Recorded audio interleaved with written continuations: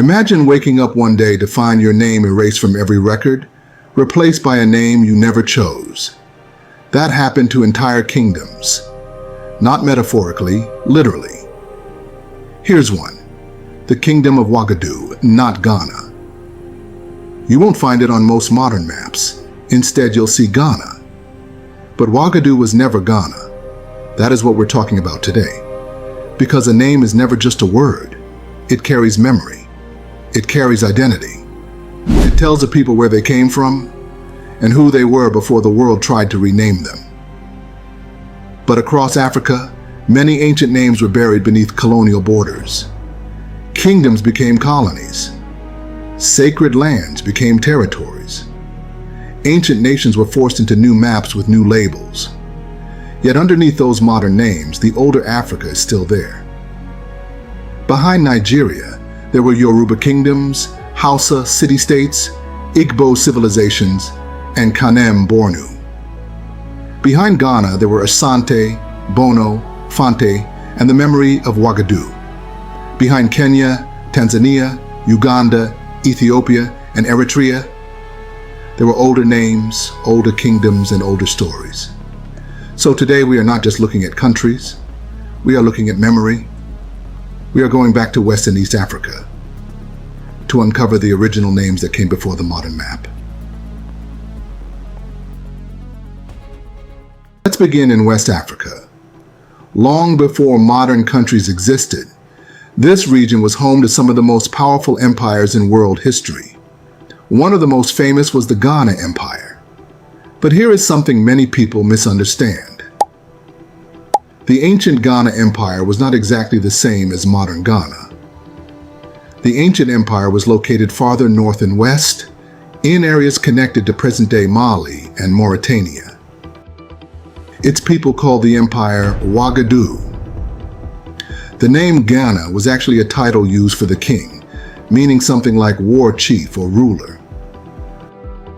Over time, outsiders used that title to refer to the empire itself. So when modern Ghana chose its name after independence, it was not because the ancient empire sat exactly there. It was a symbolic choice, a powerful way to reconnect with African greatness. And honestly, that is powerful. Because after colonization, choosing the name Ghana was like saying, we are not starting from nothing. We are connected to a history of kings, wealth, and civilization. Then came the Mali Empire. The name Mali is connected to the Mande-speaking people and became famous through rulers like Sundiata Keita and Mansa Musa. But before the colonial map, this was not just a country. It was an empire, a network of cities, trade routes, gold fields, scholars, and spiritual life. Mali was not simply a place. It was a civilization. Then came the Songhai Empire, centered around cities like Gao and Timbuktu. Songhai was one of the largest empires in African history. It controlled trade, scholarship, river routes, and military power across the Sahel. So when we look at modern West African countries today, Mali, Niger, Senegal, Gambia, Guinea, Burkina Faso, Nigeria, Ghana, we must remember that beneath these modern names are older worlds. Wagadou, Mali, Songhai, Wolof, the Hausa city-states, Oyo, Benin, Kanem-Bornu, and many others.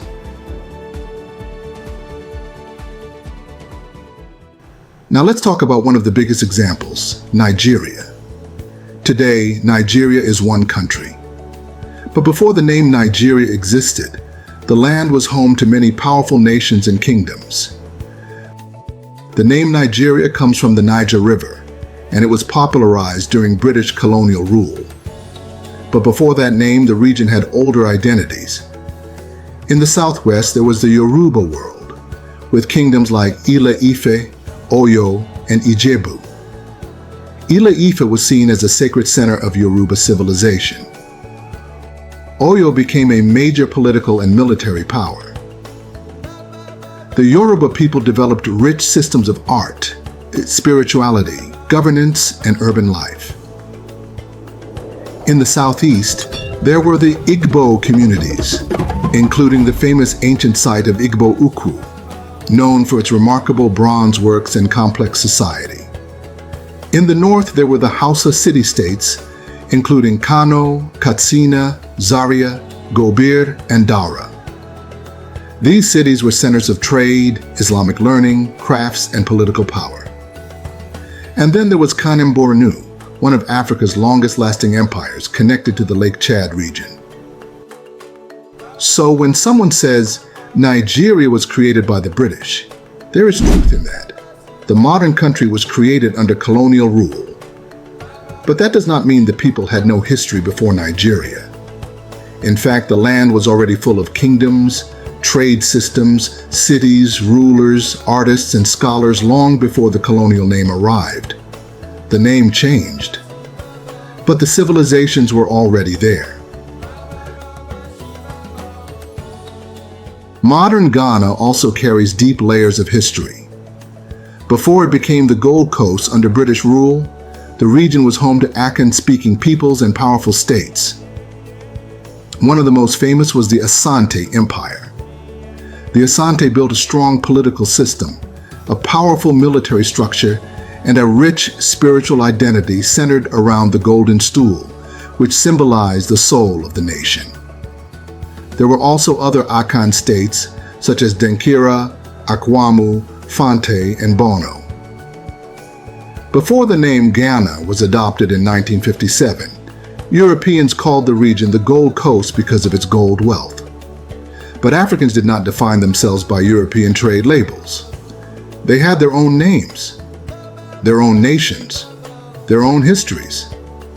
And this is why the name Gold Coast tells you more about what Europeans wanted from the land.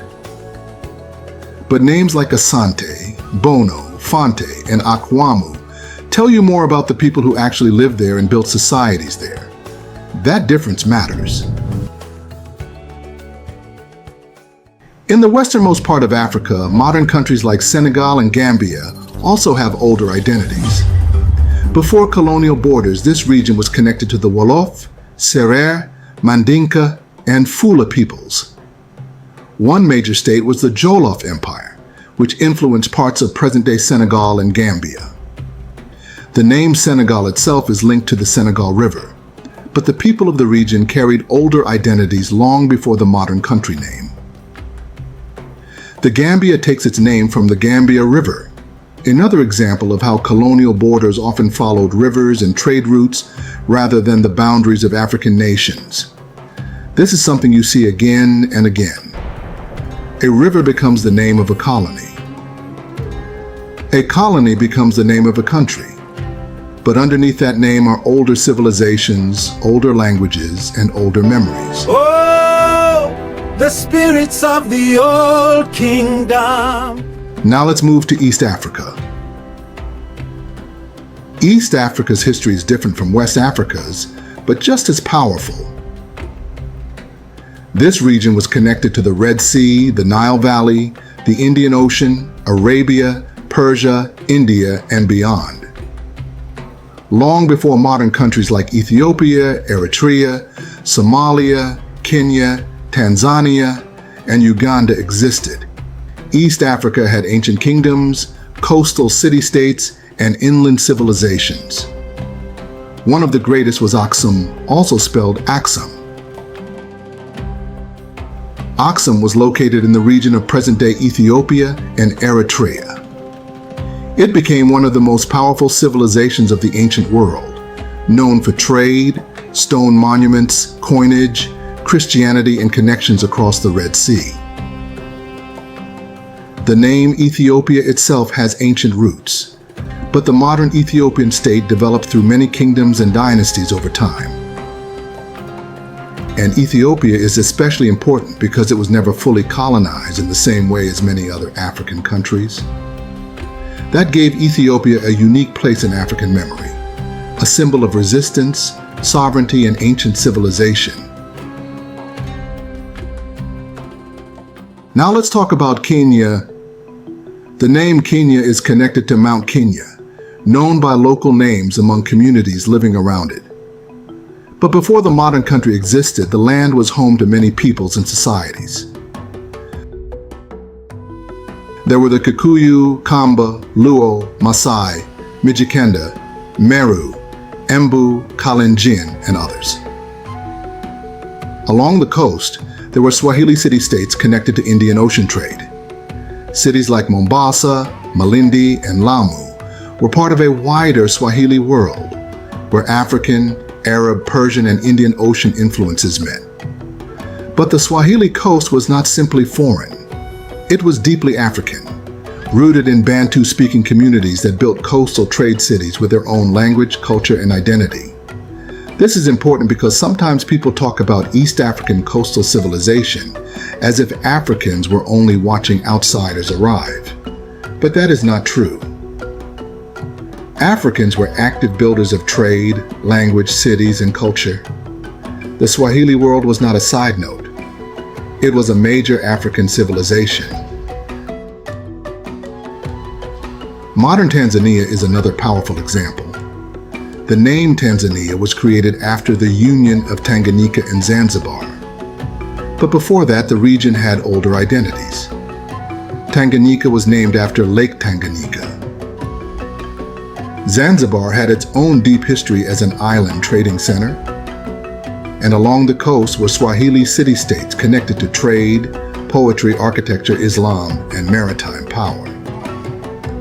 Inland, there were powerful peoples and kingdoms including the Chaga, Sukuma, Hehe, Nyamwezi, and many others. The Nyamwezi became famous as long-distance traders in the interior. The Hehe, under Chief Mkwawa, resisted German colonial power.